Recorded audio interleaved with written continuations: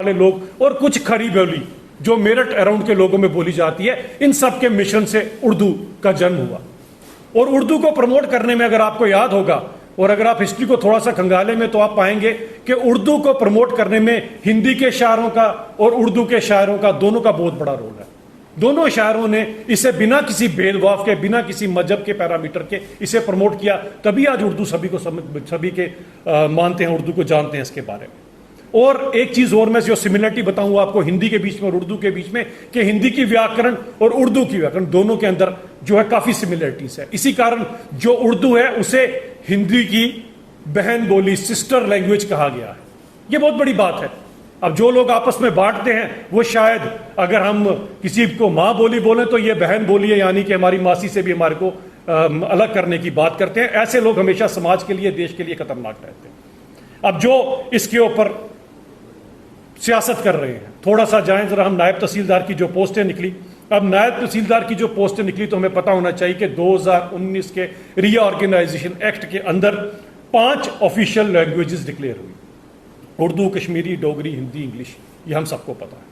26 सितंबर 2020 में लोकसभा राज्यसभा में पारित होकर ये 5 लैंग्वेजेस हमारे जम्मू कश्मीर के अंदर। अब हम जो सबसे पहले आते हैं कि ये जो नायब तहसीलदार या बाकी जो पोस्ट है, पीछे सबसे पहले चलेंगे 1973 में, जब सबसे पहले इनकी रिक्रूटमेंट की गई थी। तो आप उसके सर्विस रूल उठाकर देख सकते हैं कि इनके अंदर कहीं पर भी उर्दू को मेंशन नहीं किया गया था।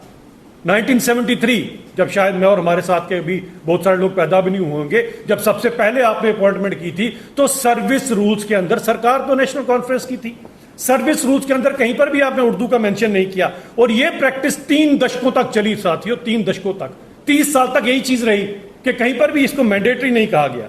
2003 में एक ऐसी सरकार आई, अगर आपको याद होगा, जिनकी यह सरकार थी, दोनों की दोनों वो पार्टियां हैं जो हमेशा बांटने की सियासत करती है। एक वो पॉलिटिकल पार्टी जिसने हिंदुस्तान को मजहब के नाम पे हिंदुस्तान और पाकिस्तान और फिर बांग्लादेश उसमें बांटा। दूसरी वो पार्टी जो 2008 के अमरनाथ लैंड रो के अंदर हाई कोर्ट के ऑर्डर को जिन्होंने सिरे से नकार दिया और हाई कोर्ट को भी नहीं माना।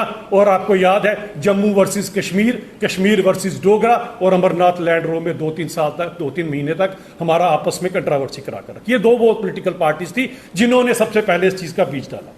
अब 2009 में जब इनमें से एक पॉलिटिकल पार्टी जिसने देश का विभाजन किया, जब वो नेशनल कॉन्फ्रेंस के साथ होती है, तब ये क्या करती है कि इसके अंदर जो क्लॉज था, 2003 में क्लॉज डाला गया और 2009 के अंदर इस क्लॉज को उसमें से साइड पे कर दिया गया। तब यही पॉलिटिकल पार्टी नेशनल कॉन्फ्रेंस के साथ थी कि आपने उर्दू को मैंडेटरी नहीं रखा। तब चले, बात खत्म होती है इसके अंदर। अब हम थोड़ा सा आगे जाते हैं कि जब इन्होंने एक रिक्रूटमेंट की थी, उस रिक्रूटमेंट के अंदर जो लेटेस्ट रिक्रूटमेंट की गई है उसके अंदर भी कहीं पर भी उर्दू मैंडेटरी होगी, ये कहीं पर भी मेंशन नहीं किया गया था। और अगर आपको याद होगा, वो जो रिक्रूटमेंट की गई थी उन नायब तहसीलदारों की, वो आज तहसीलदार भी हैं। और अगर आपको देखा जाए, ये शायद 2019 या 18 लास्ट की बात है, उसके अंदर जितने भी नायब तहसीलदार अपॉइंट हुए जो आज तहसीलदार बन चुके हैं, उनसे पूछिए क्या उन सबके पास 10th में उर्दू थी? बिल्कुल नहीं थी। तो तब तक तो कोई कंट्रोवर्सी नहीं थी।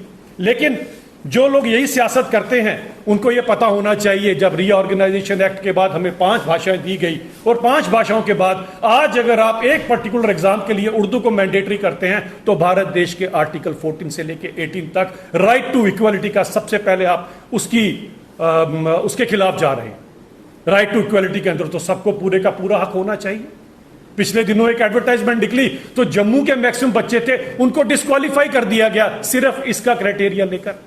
और वो जम्मू के लोगों, बच्चों के साथ कितनी बड़ी नाइंसाफी होगी कि उस एग्जाम के अंदर उन सब बच्चों ने बहुत अच्छे नंबर लिए थे, लेकिन एक क्लॉज डालकर जम्मू के बच्चों के साथ नाइंसाफी की गई। मैं अभी भी जम्मू या कश्मीर की कंट्रोवर्सी के अंदर नहीं आना चाहता।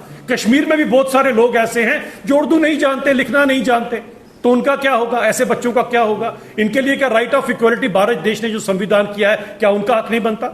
मैं पूछना चाहता हूं उमर साहब, उनकी सरकार और अपोजिशन वाले जो सारे के सारे आज इसके ऊपर कंट्रोवर्सी कर रहे हैं। क्योंकि 2000 अगर आप 11 के सेंसस उठाकर देखते हैं तो हार्डली 0.6 शायद इतना ही कुछ परसेंटेज है लोगों की जिन्होंने डिक्लेयर किया उर्दू को लैंग्वेज अपना। इतने बड़े 1.25 करोड़ की पॉपुलेशन में से अगर 1% के लोग अगर डिक्लेयर कर रहे हैं तो आप इसको मैंडेटरी कर बाकी के लोगों के साथ क्या नाइंसाफी नहीं कर रहे? इसका जवाब तो आपको देना पड़ेगा। और अगर आप इसको रेवेन्यू रिकॉर्ड के अंदर लाना चाहते हैं और आप कहते हैं कि नायब तहसीलदार के पेपर के अंदर उर्दू इंपॉर्टेंट होनी चाहिए, तो मैं पूछना चाहता हूं रेवेन्यू के साथ तो फिर डीसी भी पर्टेनिंग है, उसके साथ डिवकॉम भी पर्टेनिंग है, उसके ऊपर प्रिंसिपल सेक्रेटरी भी है जो रेवेन्यू रिकॉर्ड के अंदर, तो इन सबका क्या करेंगे? वो तो आईएएस के ऑफिसर्स है बहुत सारे, तो इनको क्या करेंगे? क्या इनको उन पोस्टों से निकाल देंगे आप? मतलब ये कौन सा वाला फार्मूला है जो उमर सरकार करना चाहती है अडेप्ट, और क्यों लोगों को बांटने की बात करते हैं? हमारी पार्टी तो सबका साथ सबका विकास के ऊपर यकीन करती है। हम तो कहते हैं जम्मू का भी विकास हो, कश्मीर का भी विकास हो, लेकिन आप क्यों पर्टिकुलरली एक चश्मा लगाकर देखना चाहते हैं उमर साहब? ये जरा आपको और आपकी पार्टी को जवाब देना पड़ेगा हम लोगों को। और सबसे बड़ी बात यह आती है कि जब लैंड रिकॉर्ड की डिजिटलाइजेशन हो गई, जब डिजिटलाइजेशन हो गई तो फिर यह क्राइटेरिया कहां से रहा? इस क्राइटेरिया का कोई रेलेवेंस नहीं बनता। आज आप फर्द लेने जाइए, आपको इंग्लिश में फर्द मिलता है, तो फिर यह कहना कि आपको उर्दू मैंडेटरी होनी चाहिए, चले अगर कोई जानता है तो एक एडिड एडवांटेज है, लेकिन मैंडेटरी करना एक नाइंसाफी है युवाओं के साथ। और इसके पीछे मुझे नेशनल कॉन्फ्रेंस की मंशा साफ नजर आती है। मंशा यह है कि आपने एक झूठा अपना मैनिफेस्टो बनाया। खैर 60 साल में आपने पहली बार जहमत की कि मैनिफेस्टो जैसी आपको एक किताब की याद आई, उसमें आपने लिख दिया था 1 लाख नौकरियां देंगे। अब आपको पता है चाहे आप उल्टे हो जाएं या सीधे हो जाएं, 1 लाख नौकरी तो आप लोगों को नहीं दे पाएंगे। इसीलिए आप एक अननेसेसरी कंट्रोवर्सी क्रिएट कर रहे हैं कि हमें आगे का ना सोचना पड़े। यह सबसे बड़ा कारण है। मैं इसे सचेत करना चाहता हूं युवाओं को भी और उन लोगों को भी जिन्होंने नेशनल कॉन्फ्रेंस को मैंडेट दिया कि नेशनल कॉन्फ्रेंस अपनी इन बातों के ऊपर कभी खरे नहीं उतरेगी। इसीलिए आज फिर से लड़ाने का काम कर रहे हैं, जो पहले पीडीपी करती थी या अभी भी करती है या कांग्रेस करती है। लेकिन हमें आपस में बंटना नहीं है इन सब बातों को लेकर। अगर 0.6 या 1% के लोग उर्दू जानते हैं तो बाकी के 99% लोग जो है वो कहां पर जाएंगे? और सबसे बड़ी बात यह आती है जो मुझे लगता है कि इंसाफ सबके साथ होना चाहिए। आप आने वाले टाइम में हम ease of life, ease of living करते हैं, इस हिसाब से उर्दू का नॉलेज तो हर उस इंसान को यहां पर मैंडेटरी हो जाएगा जिस बेचारे का कोई जमीन है, कोई प्लॉट है, उसको भी फिर उर्दू जाननी चाहिए। वरना तो जो पटवारी साहब ने कहा, जो नायब तहसीलदार ने कहा वही सत्य है। उस बेचारे को क्या पता मेरी जमीन के कागजों के अंदर कहां पर उर्दू में क्या लिखा हुआ है? आम लोगों की सहूलियत के लिए जितना सिंप्लीफाई कर सको आप इस चीजों को, वो काम हमें करना चाहिए। क्या मेरी अगर जमीन है तो मुझे हक नहीं है जानने का कि मेरी जमीन के जो कागज है वो मेरे नाम से या मेरे दादा परदादों के नाम से बोलते हैं कि नहीं बोलते हैं? या उसके लिए मुझे पर्टिकुलरली किसी एक इंसान को, किसी पटवारी साहब के जाके हाथ जोड़ने हैं या किसी के हाथ जोड़ने हैं कि जनाब देख के तो बताइए कि मेरे टिबड़े में क्या लिखा है, मेरी कुंडली में क्या लिखा है? ये तो किसी तरह से भी सबका साथ सबका विकास वाली बात ना हुई। इस हिसाब से तो सारे के सारे जम्मू कश्मीर के लोगों को अपनी जमीनें को देखने के लिए, जानने के लिए उर्दू सीखना पड़ेगी।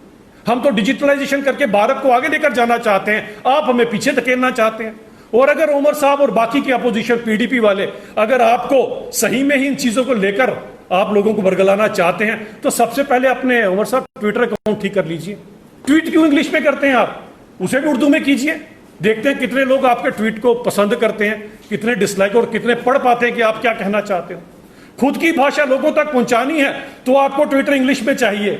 अगर पीडीपी को अपनी बात लोगों तो आपको ट्विटर इंग्लिश में चाहिए। लेकिन अगर लोगों की सहूलियत की बात है तो एक ही लैंग्वेज चाहिए ताकि वो वाला बैरियर क्रॉस हो, उसके बाद ही लोग आगे जाएंगे। ये सबसे बड़ी नाइंसाफी है। मुझे लगता है इसके ऊपर संज्ञान लेकर सभी लोगों को इसके साथ खड़ा होना चाहिए। और मैं चैलेंज के साथ कहना चाहता हूं, अगर ये अपने ट्विटर अकाउंट चेंज कर सकते हैं तो मैं इनकी बात जरूर मानूंगा।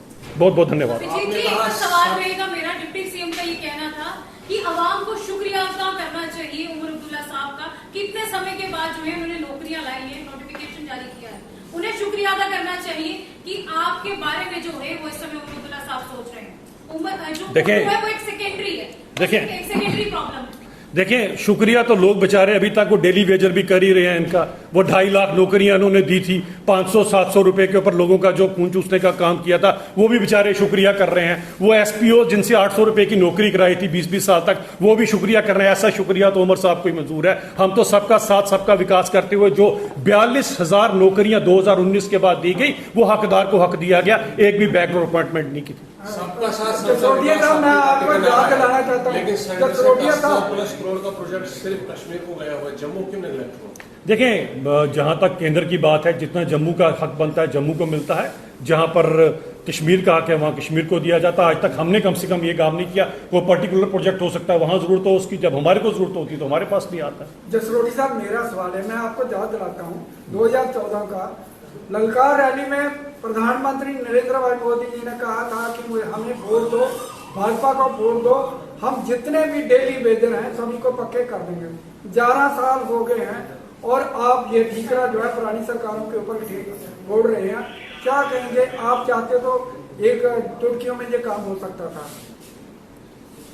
ठीक है, यही सवाल। जी देखिए, सबसे बड़ी बात यह थी, अगर आपको याद होगा, स्वर्गीय देवेंद्र सिंह राणा जी जो अब हमारे बीच में नहीं है, याद है जब हमारी कैंपेनिंग चली उन्होंने क्या कहा था, सबसे पहला ऑर्डर भारतीय जनता पार्टी की, क्योंकि ये स्टेट का प्रोवेगेटिव है, ये केंद्र का प्रोवेगेटिव नहीं है, सबसे पहले जिस दिन हमारी सरकार बनेगी सबसे पहला काम हम यही करेंगे। और ये अब अनफॉर्चुनेटली हमारी सरकार नहीं बनी, लेकिन इत्मीनान रखिए संधू साहब, बहुत जल्दी वक्त बदलेगा, सरकार भारतीय जनता पार्टी की बदलेगी और सबका साथ सबका विकास के साथ सबको इंसाफ भी दिया जाएगा। साहब, इनडायरेक्ट वे में सरकार तो आपकी रही है, क्योंकि सेंटर में भी आपकी है। एलजी तो आपके रविंदर रैना ने कहा हमारा एलजी जो है गवर्नर आ गया है, तो फिर क्या? इसके लिए तो आप उन्हीं से पूछना पड़ेगा। मैं अपनी बात अगर आपसे कहूं, एलजी जो है वो प्रेसिडेंट साहब के थ्रू आता है और एलजी सभी का होता है। एलजी उतना ही पीडीपी का है, उतना ही कांग्रेस का है जितना बीजेपी का। ये बात कहना कि एलजी हमारे मैस को नहीं मानता, एलजी साहब वो सबके हैं और मुझे लगता है जिस हिसाब के एलजी साहब हमारे पास हैं वो सभी को साथ लेकर उर्दू और हिंदी दोनों जो है वो सिस्टर लैंग्वेजेस हैं।